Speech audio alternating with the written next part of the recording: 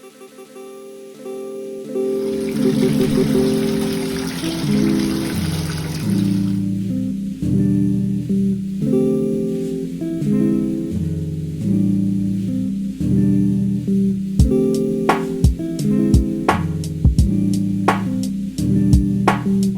it's your girl Simone, and I'm coming at you with another video. So in today's video, I am in the tub because I'm taking a little bath for relaxation and for, new beginnings and clearing my mind and whatever. So we're gonna do a little self-care Sunday type of vibe. I have on a face mask because my acne was acting up, and but it's a day off today from work, so I'm just chilling and I'm enjoying myself. I put some bath salts into the bath, and I got those from a friend. Her name is Winklebottom on YouTube. It's WINKLE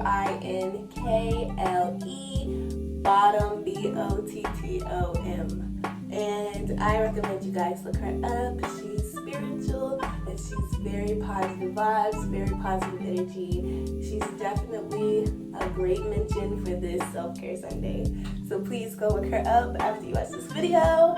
And I hope you guys enjoyed this video, because in today's video, we are about to do a Q&A for sex and relationships. And I'm really not the best person to be answering these questions, but if you guys have the questions, then I will answer them. And you guys did have the questions because I asked on my Instagram, and you guys gave me some questions and some feedback, and now I'm going to answer those questions. So I put them on my old phone, and I need to see them and see what it says, and I'll read them out and answer them for you guys. So let's go ahead and get right into it. Okay, so the first question asks, how long do you think the talking stage should last? I don't really think that there's a specific limit on anything. I feel like it is a little weird to be too slow with it.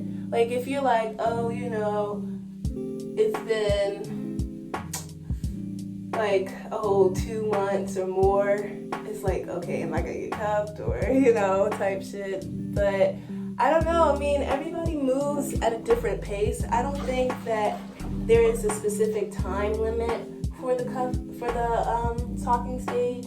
It's all dependent on how fast you and the person you are talking to, how fast they want to move, I guess. Some people move very fast. Some people move very slow. Some people just like to play and they have no real intentions of doing anything. So I just feel like it is what it is on that one. But yeah, I say just talk to your person that you're talking to, and ask them where you stand, ask them to define the relationship, and if they don't like that, then I think it would be time to move on. Especially if you've been in the talking stage for way too long. I feel like nobody wants to deal with that, so just move on. So the next question says, how bad does sex hurt?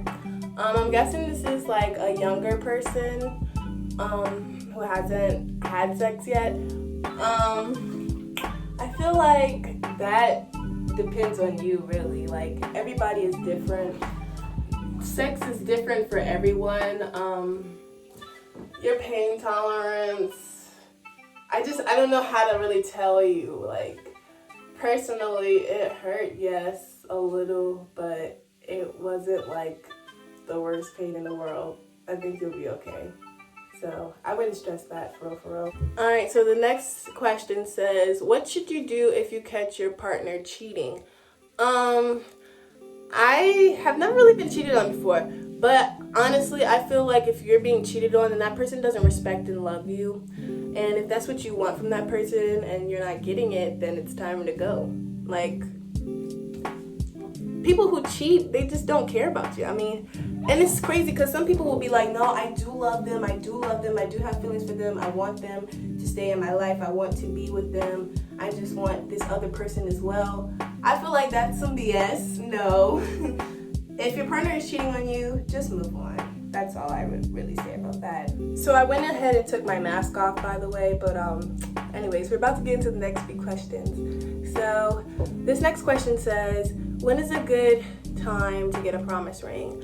Wow. Never have I ever in my life received a promise ring, but I know people who have, and usually when they do, or when they did, it was around like 3 years of them being in a relationship. I don't know, but like I said, like, there is no time limit on anything. If somebody feels like you're the one and they want to give you a promise ring right away, then that's what they're gonna do, and there is no right time to get it. But usually I see people getting promise rings at like 3 years of dating or something like that. Usually when a relationship has been intact for a long time, people decide, you know, why not? Because I'm probably gonna end up marrying you anyway. And that's usually what happens with promise rings. I don't know much more information about that though. So next question. Why do people do friends with benefits relationships? I guess because they don't want to commit to anyone or anything. That's what most people do friends with benefits relationships for, because it's like, I like you, and you know, you like me, and you know, I'm not ready to commit, but I do want to have you as a friend and have sex with you and just, you know, still do things that are borderline like relationship, but just not full on relationship, you feel me? Like, not the commitment of a relationship, not the title of a relationship. And I feel like that's just what a lot of people are comfortable with, especially people our age, like my age range. I feel like nobody wants to be distracted, pretty much. Like, nobody wants to be distracted. Everybody has big goals, big plans. Nobody wants to be distracted. So we just go like, well, I don't want to be distracted by anyone, but I also want to have sex because I have needs. So I guess that's just where friends with benefits relationships come from. I mean, there's nothing wrong with it if you can handle it, but if you have strong feelings for somebody and they just want to do a friends with benefits relationship, I would not recommend that. I mean, you know, speaking from personal experience, I feel like it's kind of a dangerous game to play with yourself, and I just don't recommend it. But if you're strong enough to go through with it, go ahead. Friends with benefits relationships, nothing wrong with it. I mean, it just means that you're just not ready to do anything bigger. That's okay. So, is it embarrassing to have an odor during sex? Okay, so I'm pretty sure a female asked this, and I think that when it comes to sex, when it comes to female anatomy, period, women have odors only because of just the fact that, like, our anatomy, like, our VJJs, they're very sensitive and they pick up on different things, and those different things can cause them to itch or smell. And during sex, I feel like you should probably check yourself before sex if you feel like you have an odor during sex. But if you have an odor during sex, if you're having sex without a condom, without protection, and you're doing it raw dog, the odor is probably coming from the fact that your pH is probably thrown off. Like, if the person you're messing with right now is like a new partner and you're not wearing a condom, it happens. Like, our pH balances are very, very fragile. They can move with the snap of a finger. Like, it's not like, oh yeah, you know, just like if I do certain things, it'll get thrown off. No, if you do anything, pH balances, they get thrown off over anything. Okay? So, yes, just be mindful of that. And don't blame yourself. Don't feel bad. No, you shouldn't feel embarrassed. It's just, well, a part of sex and a part of life and a part of your body. So just don't stress it. But do drink water. Eat yogurt, and look up YouTube videos to see what else to do, because I don't know. Is sexting necessary? Sexting is not necessary. I mean, nothing is necessary. You guys don't have to do anything you're not comfortable with. But if you enjoy sexting and you are of age, you know, because 18 and up, if you are not 18 and up, sexting is child pornography, just to let you know. So I would be very mindful of that if you're younger than 18. But if you're grown and you have a relationship with someone, whether it be a friends with benefits relationship, a committed relationship, an open relationship, any type of relationship with somebody, and you want to send some nudes or you want to send some kinky videos, do it. I don't see why not. I mean, you're two consenting adults who will most likely have physical intercourse eventually. If you want to sex, go ahead. Just don't be sending no child pornography. So minors, if you're under 18, don't send it. I really just don't. I really don't want you to get in trouble. But yeah. Anyways, would you ever have a threesome? Lamo, why is somebody asking me this question? I don't want to disappoint my mother and my father by saying that out loud right now. But just know that. Anyways, how can you tell if a guy likes you? Girl, I don't know myself. I really don't know. I mean, I guess his actions. His actions will always speak louder than his words. See, because my thing is, I feel like guys have told me they like me and they don't do anything to prove it.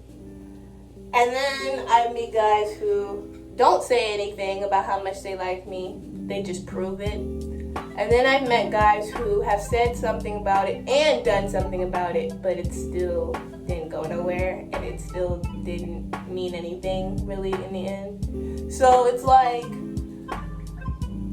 I don't know. I don't know. Like, how do you know if a guy likes you? I guess his effort, what he does for you. Because men are not always willing to go the extra mile for a woman. Like, it's just like you gotta be special and you gotta be somebody that he like is really feeling. Like, he'll do more for you if he's really feeling you. He'll, you know, really show you that he likes you. If a guy likes you, you'll know. Trust me, you'll know. Somebody asked me, high sex or drunk sex? I can't answer these questions, you guys. I am grown, but my parents, they don't watch my videos though. They really don't. I'm gonna have to go with high sex because I've never had drunk sex. I mean, yes I have. But I don't like being drunk, so high sex.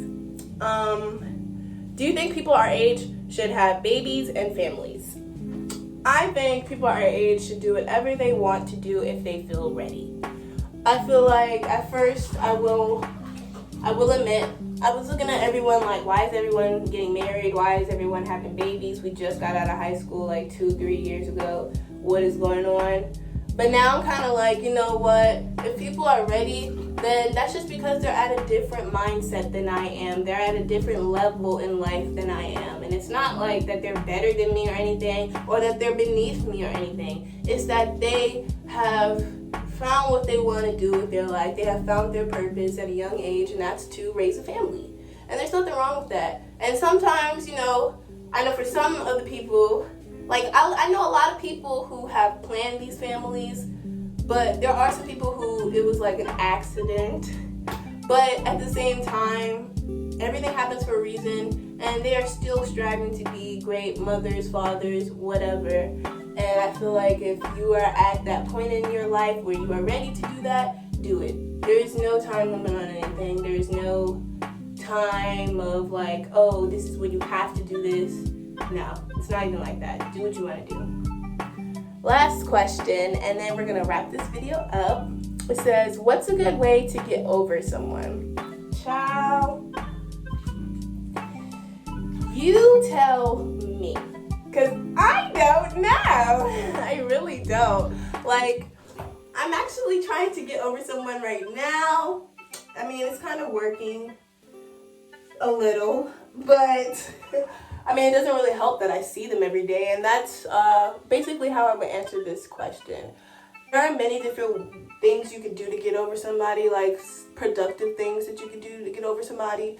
But I think the best way for me personally to get over people is to not see them as often. anytime I distance myself or go years or months without seeing someone consistently like I used to, I stopped really caring about that person because I stopped thinking about that person, and then I'm really able to just move on. Whether it's a relationship, friendship, doesn't really matter what type of relationship we had. If I'm away from you, I don't see you every day, I don't hear your voice every day, I'm gonna stop caring about you, or I'm gonna stop thinking about you at least.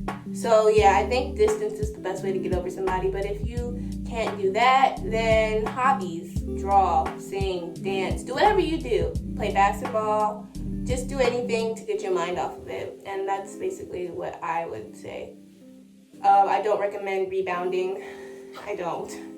It's toxic as hell.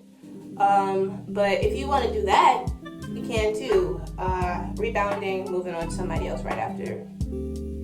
Yeah, it's not a good way to get over somebody, but it's a way. So, but anyways, I think I am done answering those questions. Yes, that was the last one. I hope you guys enjoyed this video. This bath is hot. Excuse my sweating, nasty face. I'm trying to enjoy my day off, you guys. I don't know if it's working, but I'm trying. Anyways, if you guys like this video, please hit that thumbs up button. If you're new to my channel, please subscribe. And if you want to know when I post, hit that post notifications bell and it will let you know. And I think that's all I have to say. New videos coming. I can't promise them every week anymore because I have been busy at work, but I definitely will get them when I can. So I love you, babies. Thanks for watching. Bye.